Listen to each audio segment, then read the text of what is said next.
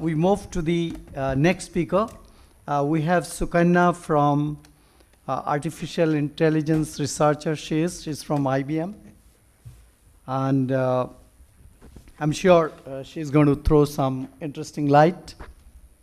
So as you get started, before your PPT comes up, you could probably start talking, yeah? Okay, sure, thanks. So, hi, my name is Sukanya. I'm an AI researcher now at IBM. I was not always an AI researcher.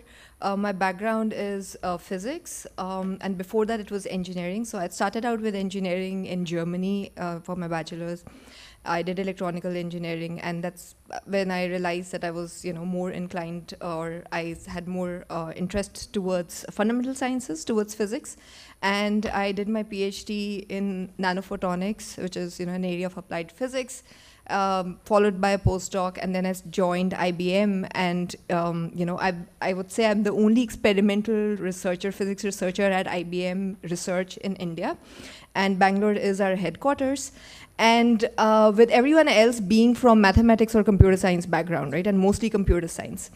And this is the kind of, the diversity that we have today, the representation. And we, for me at the beginning, it was a little bit disturbing because it's a very skewed relationship. Whereas if you go to IBM Zurich or if you go to IBM New York, it's usually the other way around. You have a lot more people from science backgrounds versus computer science. So anyway, so I would be talking about all these things in my presentation. Once we have this set up, okay, yeah, we do. Okay, great. So the reason I gave that background is because it's important to understand that in the context of education. You have some 6 minutes, huh? Yeah. 6 minutes. Yeah. As we, talk about this. And also important point that I want to make, as I would be presenting a lot about, AI, the thing is that AI, we treat it as like a science, but in reality, it's just a tool. It's a tool like internet we had 15 years back, right? We have a lot of things that have been evolving, a lot of new things that are coming up, smartphones, tablets, all kinds of new things. And similarly, AI is just another wave. And it's important to understand it in that context. And okay, so from there, let me just, go with my slides forward.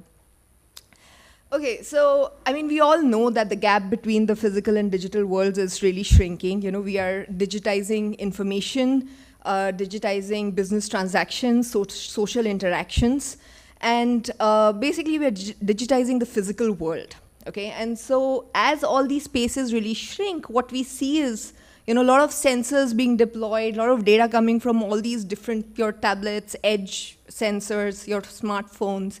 And you have data of different types. You have structured, unstructured, dynamic, all static, all sorts of it.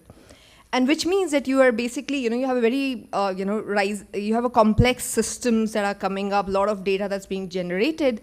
And, just to give a few stats, they're saying that you have almost, billions of devices that are being connected and generating tens of exabytes of data every month. And this is just increasing or growing at a rate of 30%, every month. So that's a huge amount of data. And which means that, we see advent of a lot of new technologies that are coming in order to combat with this, rising complexity. And okay, so first let's look at what these, technologies are. So we know about, AI. Yes, everyone knows about it, machine learning, right? So then we have vision-based analytics that's really picking up. We have edge, sensing at the edge, with all the smartphones, tablets, and all the other devices that's coming. It's a very different kind of data. It's really, there's a lot of data being generated there. You have blockchain. There's a lot of talk. We have had parallel sessions on blockchain for energy, for supply chain. There's a lot of blockchain that's now coming up, not just for niche applications, but it's making its way into the mainstream technologies.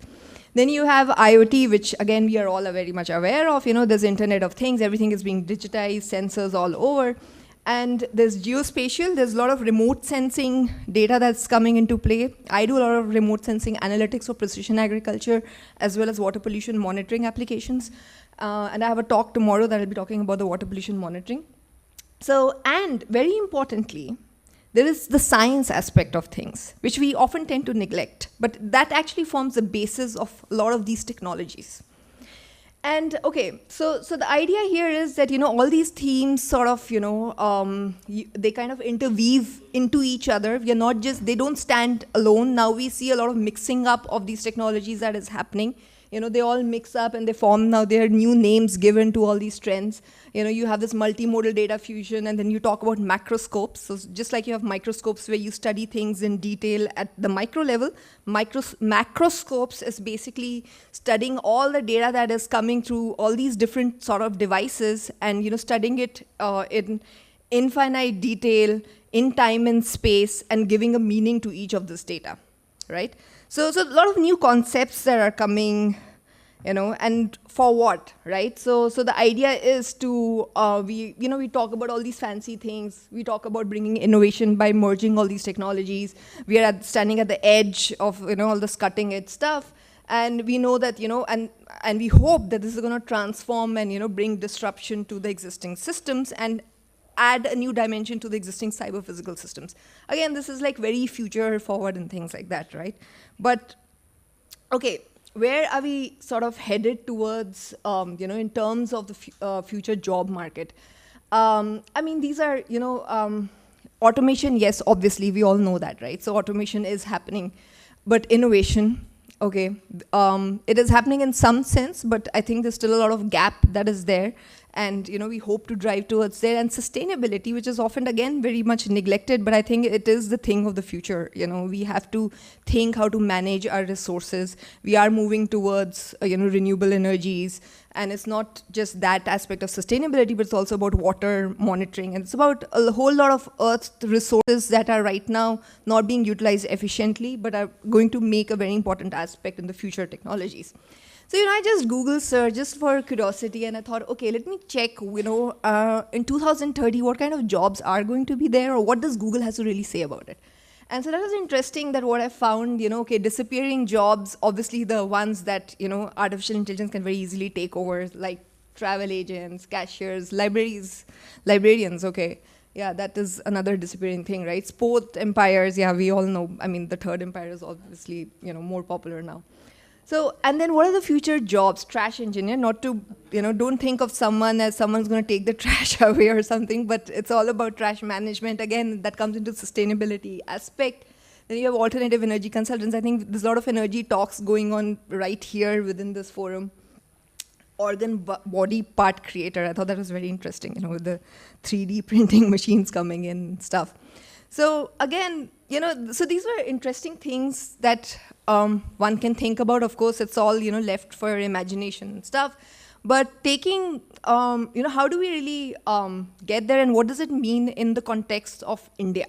Okay, and that's the talks we've been having, the focus that we have had for the talks before me. And so I would like to continue on that. And I also agree with, a lot of points that were made earlier, that there is a need for change in the mindset. We know, obviously, there are a lot of gaps, yes. There are a lot of good things, a lot of bad things as well. But, okay, how do a few 2 cents from my side, how do we really bridge those gaps, right? So I would say, first, we have to change the focus from engineering to science. Okay, there has to be a diversification has to come in job roles.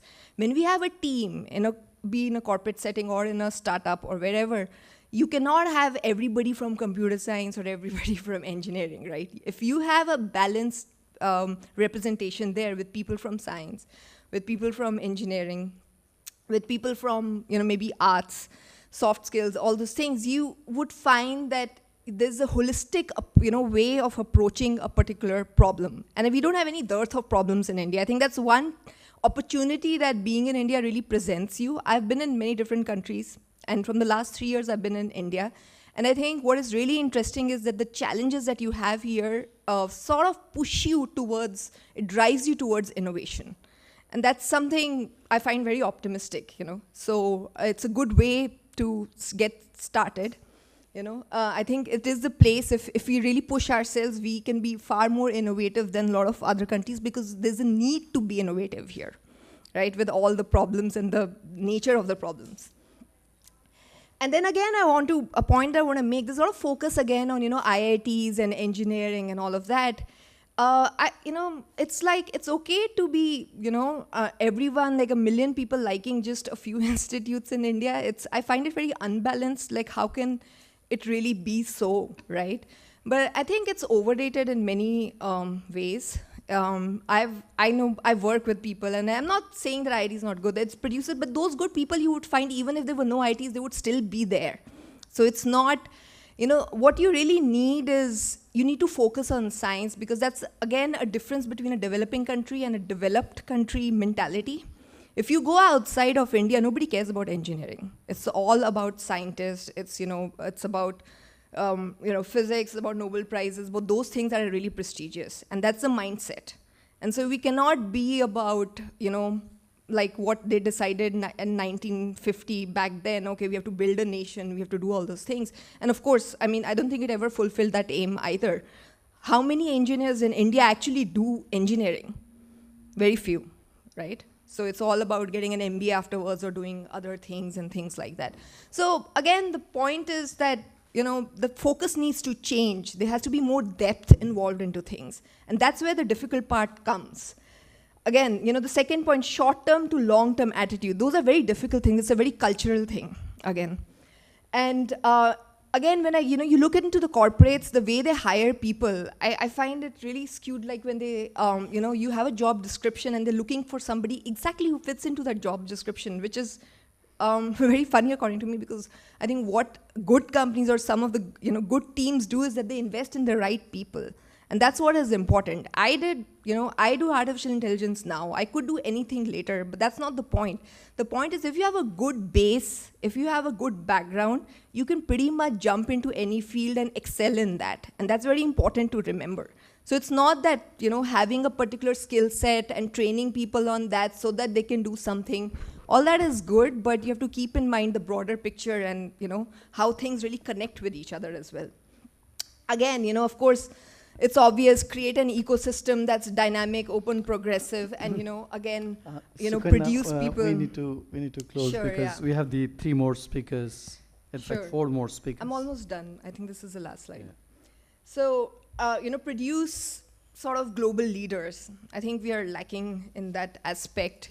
Again, we talk about manufacturing, but there's a very little of it that's really happening in India if you really compare it with Germany or Japan, right? So that ecosystem, and then focus on quality, not on quantity. That's a very difficult thing to do. It's a very easy statement to make, but it's a very cultural thing, I feel. And if we are not conscious if it doesn't come as a people as a whole, it's very difficult to implement these things unless you have the right people with a lot of power, right? So that's where you tend to bring in that revolution. And I sincerely believe, before I end, it's like a drop of practice is actually larger than an ocean of theory. And for those who actually want to implement things and do things or get it done, everyone who goes through that path does realize that. And I think that's what we also need to focus in, when we think about evolution of employment or education systems. We need to focus on the practice part and not on the theory part. So yeah, that's those are my 2 cents. Yeah, Thanks a lot. Thank you, Sukanya. I think